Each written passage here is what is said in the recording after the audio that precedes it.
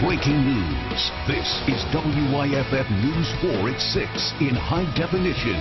Right now on WYFF News 4 at 6, a patient's widow breaks her silence following an infection investigation at an upstate hospital. It's a News 4 exclusive. For the first time, Oconee County has a shelter for victims of a very common crime in South Carolina. We're going to take a look inside. And a husband and wife arrested, accused of a two-county robbery spree early this morning.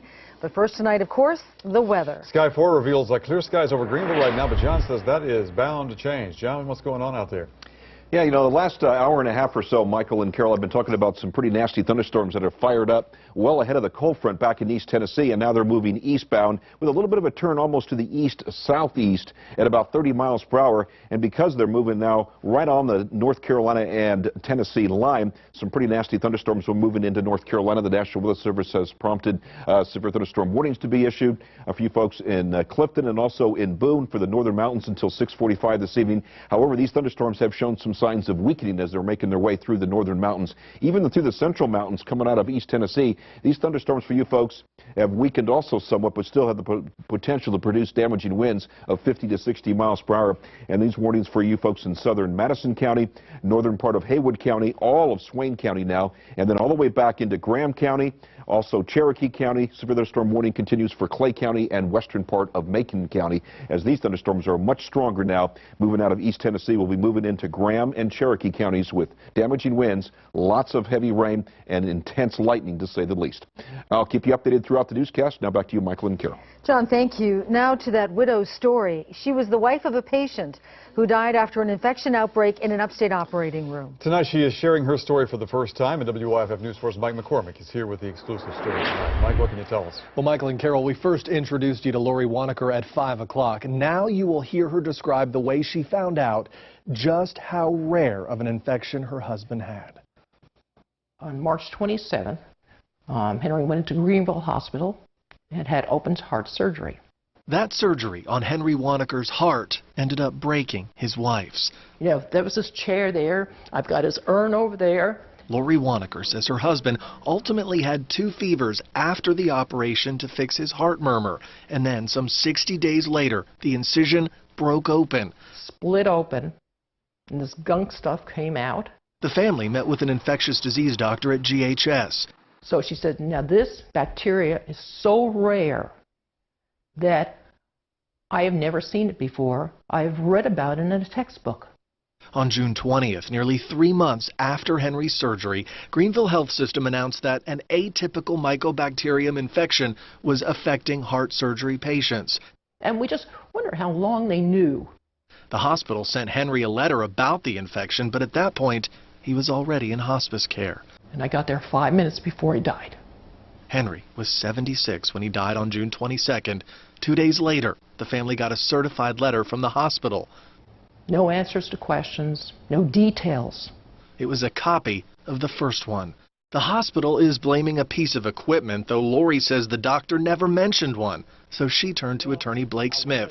The hospital has been willing to talk with us, but we have not gotten the who, what, when, where, and why. Lori and Henry were married more than 33 years. Together, they ran Wanaker's restaurant in Seneca until it burned down in 2012. And now Lori has to live with another loss, one that's as inexplainable as her heartbreak. We miss him terribly. It's very lonely here. And I just hope other people don't go through what we did.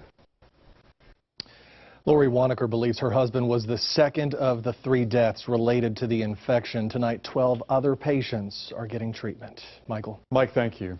A lawsuit is being filed against the Greenville County Sheriff's Office on behalf of a 15-year-old who was bitten by an office canine. Here's dash cam video of what happened. Deputies tell us they had just broken up a crowd of people at a house party on Goodrich Street. They say a deputy, Matt Lovelace, ordered a small group in the parking lot of Hollis Academy to go home, and the crowd did not leave. He got out of his car. Deputies say his canine, Enzo, got out of his cage and followed. They say Enzo was ordered to heel, but when the crowd ran, officials say Enzo chased them and bit one of the teens on the backside. The teen was treated and released at a hospital. The lawsuit seeks damages for medical costs, loss of income, pain and suffering, and more.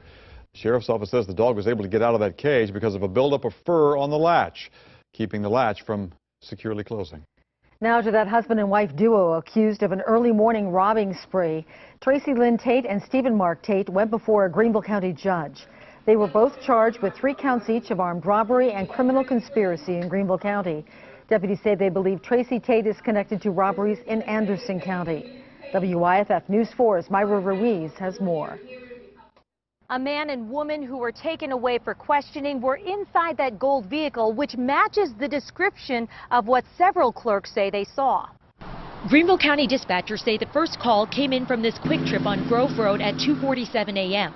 They say a woman with blonde hair wearing orange claimed she had a gun and got away with money.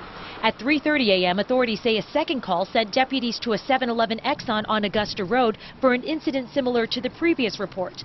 The third call was in Anderson County less than an hour later. According to the report, a woman who was missing teeth went to the register with beer, and when the clerk asked for her ID, she said she needed money and had a gun. The report states the woman left without getting the beer or showing a gun in a gold car driven by a man. Around 4:45 a.m., a report came in from this 7-Eleven Exxon on Easley Highway. The clerk says a woman approached the register with beer and cigarettes, but said she had a gun in her purse and wanted all the money, even the coins. The clerk told WYFF he wasn't interested in seeing the gun, so he gave her the cash. The fifth report came from this Safeway in Greenville County. The clerk told WYFF that a woman acted like she wanted to buy a Mountain Dew, but then said she had a gun and wanted money. The clerk says she told the woman she wouldn't give her anything if she couldn't see the gun, and the woman left. Minutes later, and not far away, a clerk at this Shell station says right after this car pulled up, she heard sirens and saw deputies take away a man and a woman who were inside. Certainly relief expressed today from some of the clerks who were involved, knowing that 2 people who were inside that car are now with law enforcement. Myra Ruiz, WYFF News 4, Greenville County. No one involved wanted to go on camera, but you will find more about what they had to say on WYFF4.com. Greenville police have identified a man shot by an officer at the Pep Boys store on Lawrence Road. They tell us he was holding an employee hostage when it all happened. Officers say he's 54-year-old Stephen Blair Camden. Police say he tried to steal a bike on Lawrence Road. They say he went to Pep Boys and held an employee hostage using knives. Police came in and one of the officers eventually shot him.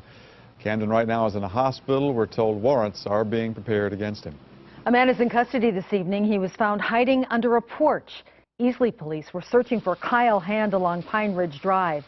Hand has outstanding warrants for grand larceny. Authorities say he's also wanted for involvement in a traffic incident on the 28 bypass in Anderson County.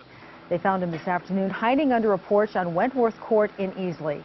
We are continuing to gather information on this story, and we will update you on WYFF4.com and WYFF News 4 at 11. Authorities say they found the man who stole a 10-year-old girl's car. Doyle Simmons is charged with receiving stolen goods. He was arrested Sunday night. 10-year-old Lisa Tucker saved up to buy a 1967 Volkswagen Beetle, even though she's not old enough to drive it. Her car was found off of Paul Street in Pelzer. It was stolen from the family's home back in June. A tip from the community helped find the car.